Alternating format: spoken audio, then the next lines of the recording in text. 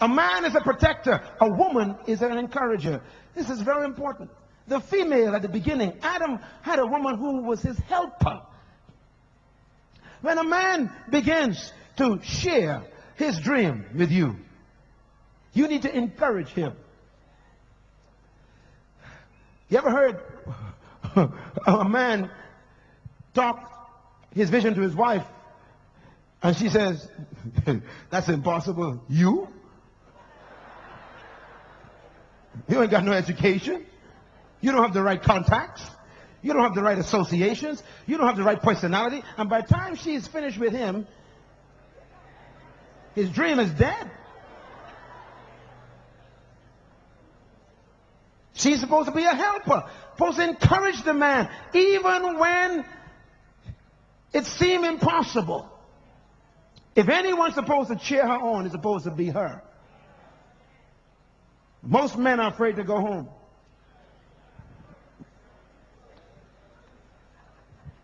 So they stop at the pub.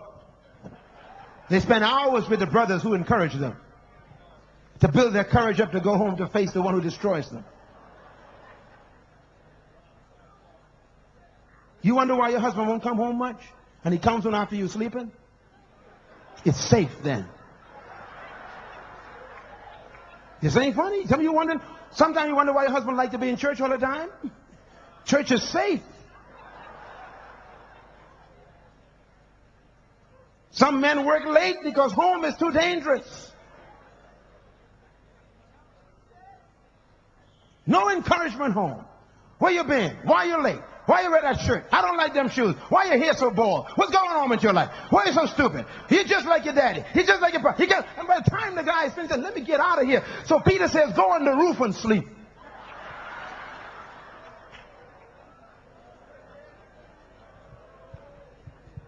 You're supposed to make your home such a comfortable place that he can't wait to get home. All the men say amen. Sometimes the most dangerous place for a husband is his house. Because all he hears is negative, discouragement. I tell you, a good woman makes a man find it hard to go to work in the morning. He runs to the door, runs back to her, runs to the door. I say, honey, you just make it so hard. He runs to the car. He drives down the street. He reverses back home, comes back. He goes to the work. Says, I'll be right back, y'all. Goes back home. That's why you got to make it hard for any woman to stop him on the way. My wife is a dangerous woman, man. Ladies, you ain't got a chance with this handsome guy. You ain't got a chance. My wife do me so good that when I see you, you don't exist.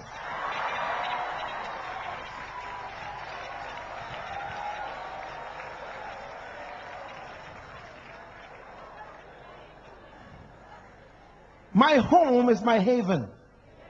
I can't wait to get home. She makes the home so safe from all the pressure out there.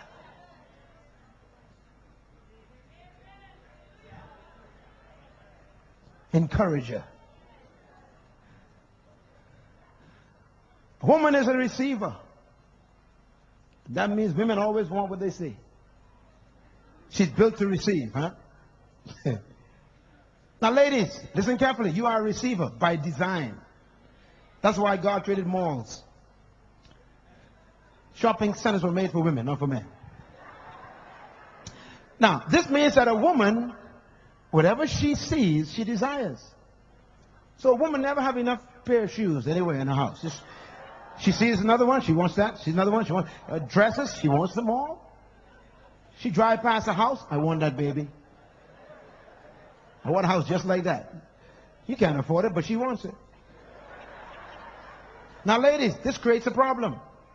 If you notice in the book of Proverbs 31, it says something about that noble woman. It says, she doesn't cause her husband to go after spoil.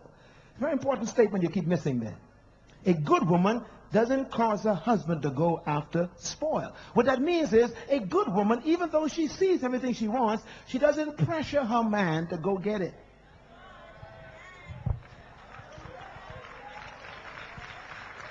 of you women are demanding things that are putting pressure on the family. You're making your husband go out and half kill himself on 2 jobs because you want to keep a car that you can't pay for. The pressure you put on your husband to move in an area, to build a house right from zero. You just got married, now you want a house that's worth 200 million pounds. Put pressure on the guy. You want to wear the shoe that other people are wearing. Listen, the lady wearing them shoes, she been married for 20 years. You just got married. You can't afford those shoes.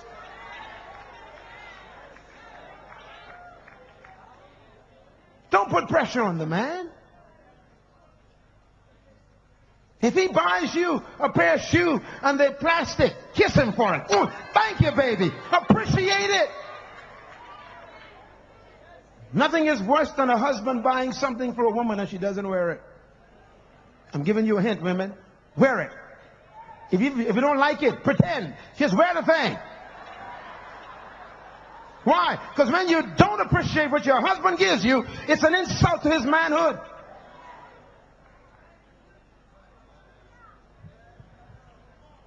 Oh, you're quiet now.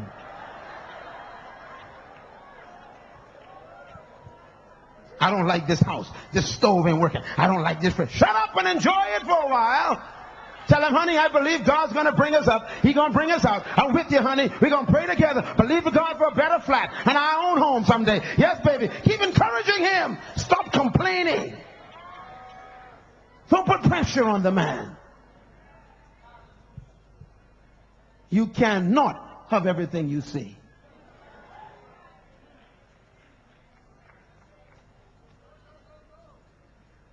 And it's quiet.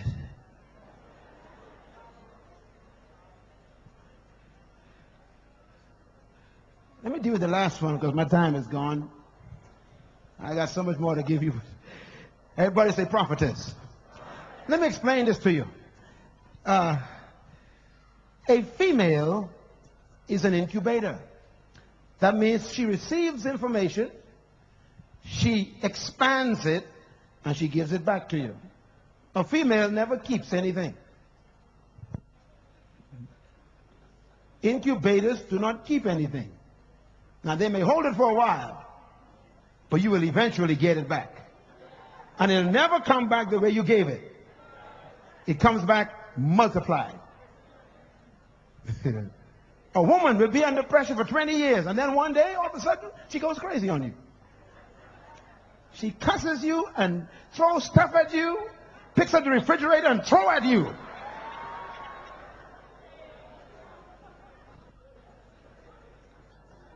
Now, this incubation spirit is interesting. That's why a woman is called a prophetess. Now, let me give you a little hint.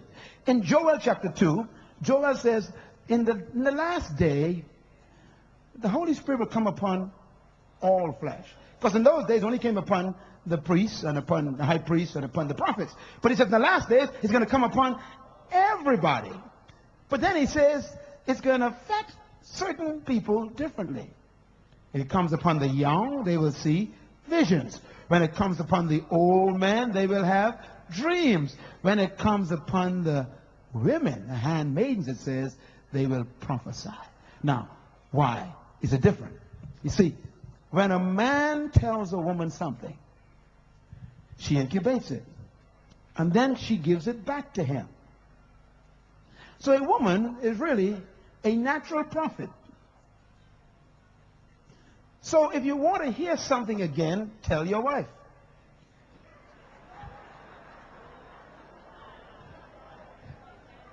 If you don't want to hear it again, don't tell her. If you want to hear something again, just tell a woman.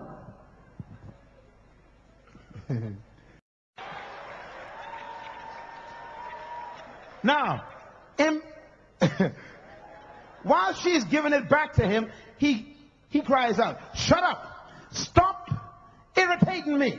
That ain't irritation, brother. That's prophecy. She prophesying back to you. Say, woman, stop irritating me. That ain't irritation. She giving you back what you gave her, but now it's coming multiplied. She began to add stuff to it. You told me that God told you on September 9th at 2 a.m. and she knows the details.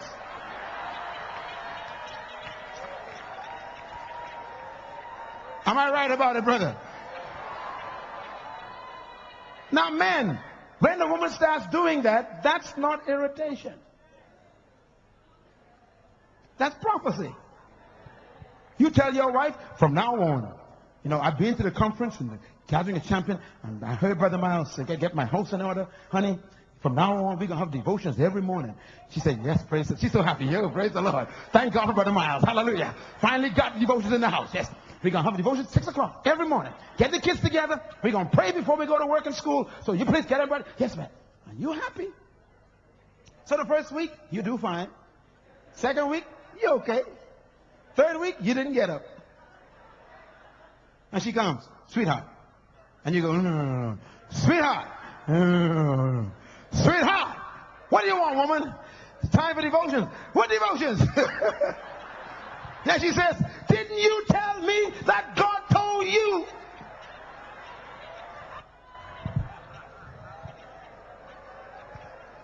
That ain't nagging, that's prophecy. She's giving you back your own prophecy.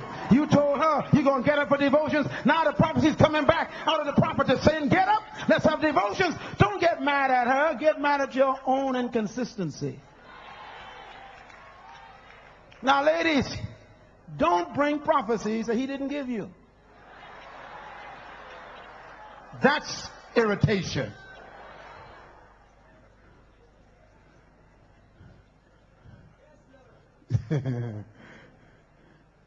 So if you want to be blessed as a woman, be a helper. A helper is a person who always is there to assist. I want to close on something that I hope you will get this. Oh, that's too much information. You can't take that. Okay. I won't bother with that. Someday we'll come back and Brother Matt and I will do a week of conferences for family. How about that, Brother Matt? We're going to work on this. Now, I want you to stand there for a minute. I need another male and female, please. Can I have you two, please? I want you to stand on this third step. Can you take your pen and write this down, please? Write this down. I'm going to give you the needs of a man and a woman. Okay? Now, are there any little kids in here? Young kids, can you come here, baby? Come here. I need another little kid.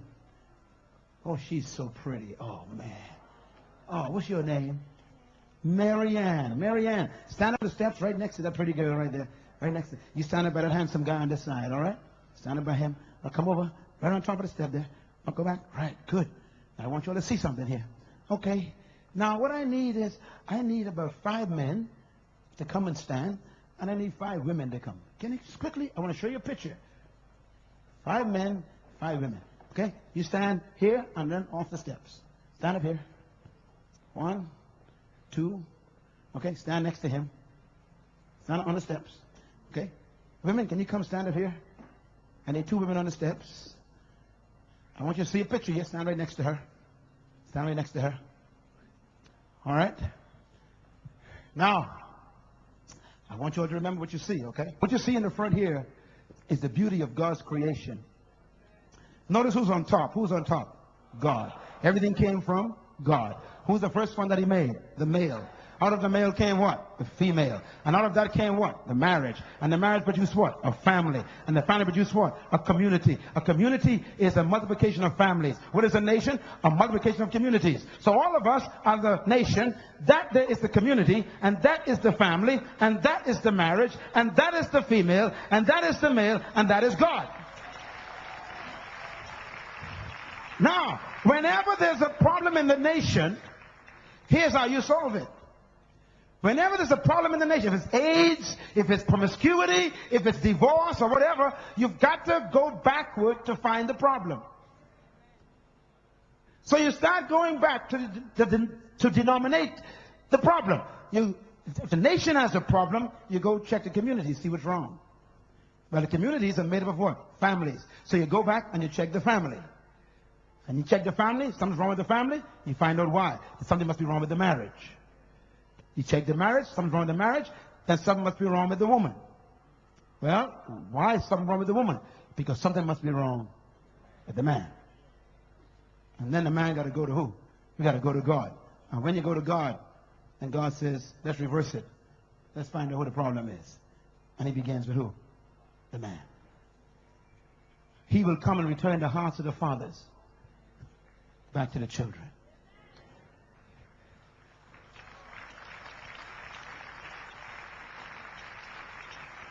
A woman is as good as the men make them. And the marriages are as good as the male and female singles that are in it. Marriage is like an omelet. It's only as good as the eggs. If you got a rotten egg and a good egg, no matter how good the good egg is, the omelet's going to be rotten. So before you yoke up with somebody, check and see if there's any cracks in their character. Make sure that they are not defective, because you're going to marry the defect. And your relationship will become a defective one. Christ said it well. Divorce is not your problem, he says. Check back and see what the family is like. If the family ain't working, see what the marriage is like. If the marriage ain't working, check and see what the singles are like. And if the singles are contaminated, the marriage is naturally contaminated. And therefore, check the male and female first before you begin to blame God. Because the ingredients determine what kind of cake you have. If you're going to have a good family, you're going to need to check the quality of the people that make up the marriage. Singleness is more important than marriage, because your marriage is only as good as your singleness. And if you want your marriage to improve, don't ask your mate to improve. You improve, and it will automatically improve, because you are your marriage. If you are unmarried today, it's more important for you to be single than to be married. And make sure that before you give yourself to somebody, that you have checked and studied them and explored them, and you understand that you are getting someone that is going to be as close as possible to the beginning man and woman. You want a woman who can be a helper, one who can incubate your dream, one who can help encourage you to pursue God's will for your life. You want a woman who will be the kind of stamina that can be there, won't criticize you, but will be a healing balm in your times of stress. You want a woman who will not become your number one critic, but your number one protection. You want a woman who will be there to make it feel good to come home. Ladies, build your house up with your hands and protect it with your mouth. And don't keep company with people who are failing, because you'll incubate their failure and bring it to your own house. I want you to know this is God's will right here. He's the foundation of the family, and he's put the male as the responsible head. And when the nation falls apart, you got to go and check the male. I hope that this conference have made you aware that the key to healing London is in the man sitting next to you. May you buy these tapes, listen to them 1,000 times, and let the principles preserve your life. And if you do, I know that I will see you at the top. God bless you. Thank you very much.